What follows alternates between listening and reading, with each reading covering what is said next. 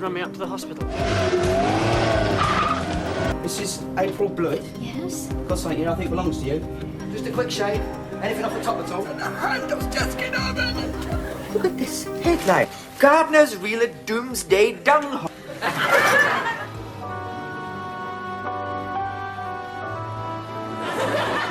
When Victor Meldrew was killed off by a hit-and-run driver in November 2000, real mourners left flowers at the roadside where the scene was filmed, grieving a man who had never existed. That ending was no accident. The writer killed his most famous creation deliberately, and the actor who played him had begged him to do it. Fact 1. Wilson said, "No."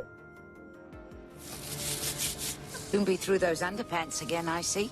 I know, Jean. It's a mystery to me how he does it. Look.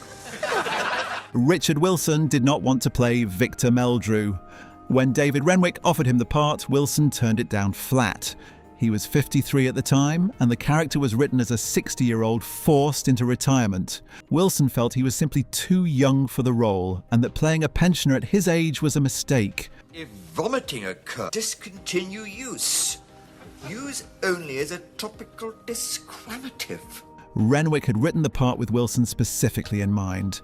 The two had worked together on the satirical series Hot Metal, and Renwick wanted Wilson's particular gift for dry, simmering exasperation, the sense of a man permanently on the edge of an explosion. With Wilson refusing, Renwick began seriously considering Les Dawson for Victor instead, a completely different comic presence that would have produced a completely different show. It was only when Wilson changed his mind and accepted that the version audiences know became possible. The most iconic grumpy old man in the history of British television was very nearly played by somebody else entirely, and for a while looked as though it might never reach the screen in the form anyone now remembers at all. Well, don't. There's nothing wrong with you. I'm not. Just because you're 60 and retired now. I know that. Fact 2. A Monty Python theme.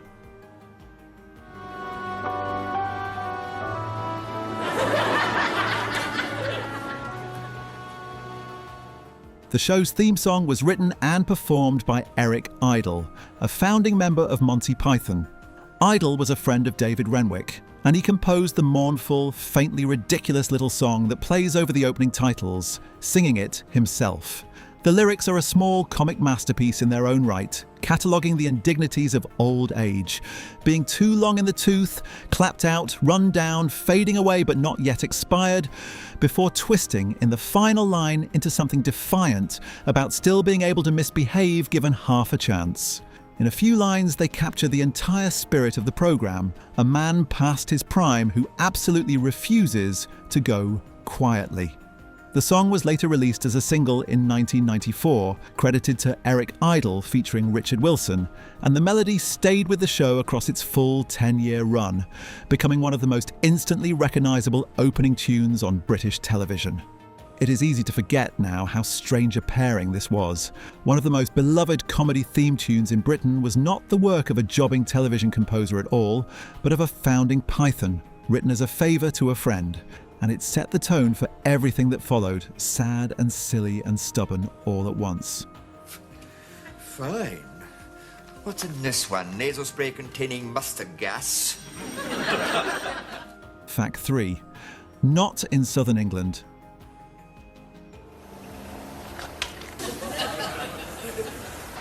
Excuse me? What the bloody hell do you think this is? Victor and Margaret's suburban world feels like the heart of southern English commuter belt respectability, the kind of tidy clothes where net curtains twitch and nothing is supposed to go wrong. The series is set in an unnamed town in southern England, and that anonymity is deliberate. It could be anywhere, it is meant to be everywhere, but almost none of it was filmed where it appears to be set. The exterior location work was based around Bournemouth on the south coast, chosen from the start for its favourable climate, its easy access to London, and its lower costs compared with filming in the capital. The exterior of the Meldrews' house from the second series onwards was a real property at Walkford in Hampshire, and Victor's final death scene was shot beside the railway bridge at Shawford, also in Hampshire. The everytown quality that makes the show feel universal, a suburb that could be anywhere, was in fact assembled from specific, real corners of the south coast. You won't get hysterical. What is it? You won't start shouting or banging yourself on the head with that tin tray, promise me. Fact 4. 42 episodes only.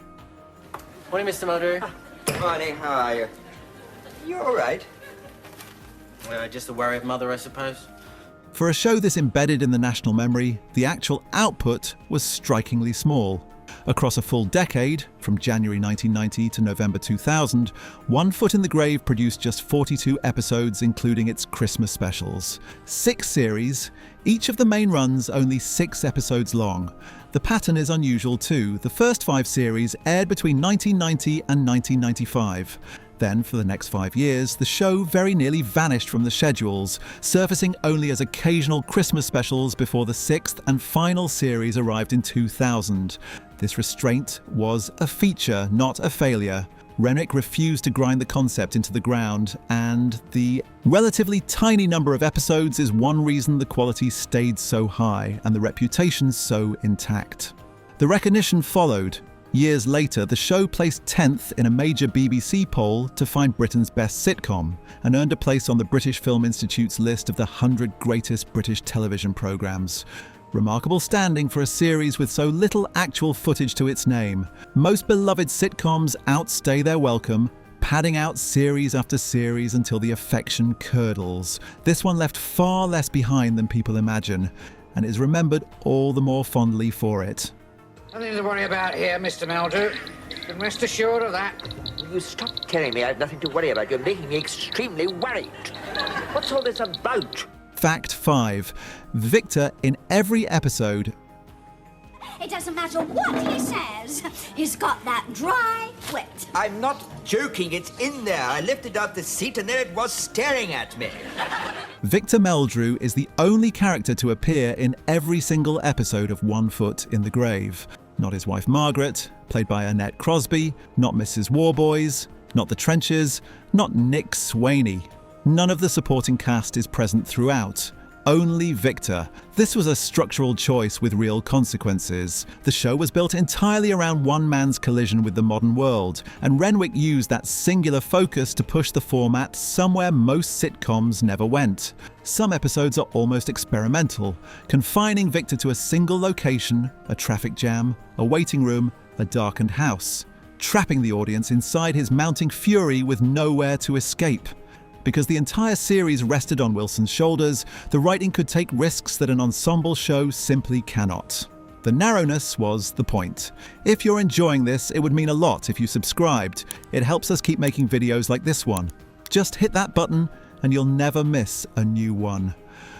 God knows when this last turn. Look at this. Frank, I feel she taught me how to yodel. Fact 6. The catchphrase was rationed. What about you? Me? Oh, nothing much. I was force-fed Weetabix puree and sentenced to death. An average day, really. I don't believe it became one of the most quoted phrases in Britain, a national shorthand for outrage that long outlived the programme itself. To call someone a Victor Meldrew is still instantly understood as branding them a grumbling pessimist. What is less understood is how carefully the line was handled. Renwick was acutely aware of the danger of the catchphrase, that an audience would start waiting for it, that it would become a tick, that the show would curdle into a man shouting the same words every week to order. So the phrase was deployed with real discipline, saved for moments that genuinely earned it, rather than scattered through every scene as a reflex. The restraint is why it never wore out. A lazier show would have run the line into the ground inside a single series until it meant nothing. One Foot in the Grave kept it precious, used sparingly enough that each time still landed, which is exactly why it escaped the screen altogether and lodged itself permanently in the language. He's not making a lot of sense. We found him in a public lavatory making seagull noises. In future, try and keep an eye on him. Fact 7. Kill him. Do it.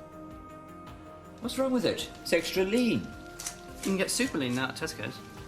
This is 10% fat. Super lean's only 5%. By the end of the 1990s, Richard Wilson had grown wary of being trapped inside Victor Meldrew forever. When the question of how to end the series arose, Wilson did not lobby to keep his most famous character alive. He pushed for the opposite. According to Renwick, Wilson's instruction was blunt. Kill him. Do it. It is a remarkable thing for an actor to say about the role that defined him. But Wilson understood something about endings that television executives rarely do, that a clean, final, full stop protects a show where a slow fade diminishes it. He did not want Victor lingering on, recycled into ever weaker specials. He wanted him gone, properly and permanently. The decision to end the series by killing its hero was not forced on the production from outside. It came in large part from the man who had spent a decade being him.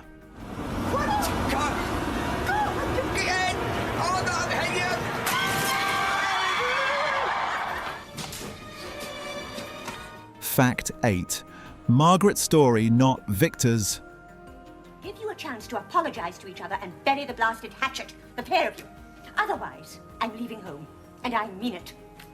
The final episode, broadcast in November 2000, did something quietly radical. Victor is killed by a hit-and-run driver, but the show does not end on his death. It turns instead to Margaret, who pieces together who was responsible, and the episode leaves what she chooses to do about it deliberately, hauntingly ambiguous. This was a deliberate inversion of everything the series had been. For 10 years, the show had lived inside Victor's point of view, his fury, his persecution, his running war with the universe. The ending takes that away and forces the audience to sit with the person who had absorbed all of it, the long-suffering wife, suddenly alone and facing the driver who killed him. After a decade of comedy built on one man's rage, the final note was hers, not his. It is one of the most unexpectedly moving conclusions in British sitcom history, precisely because the show had spent so long teaching us to laugh rather than to grieve. Oh, Victor, put that ruddy thing away. You know you haven't got a clue how it works. Fact 9. Mourners at the roadside.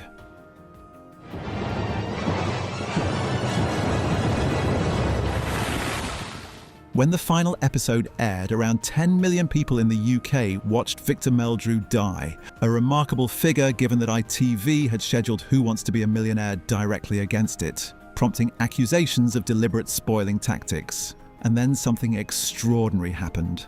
Some of those viewers went to mourn Victor in person. The morning after broadcast, fans travelled to the filming location at Shawford in Hampshire, where the fatal accident scene had been shot, and laid bouquets of flowers at the railway bridge, real tributes for a fictional man. It is hard to imagine a clearer measure of how completely a comic character had embedded himself in real life. People did not simply switch off the television and move on. They grieved, knowingly and a little absurdly, for someone who had only ever lived in a script.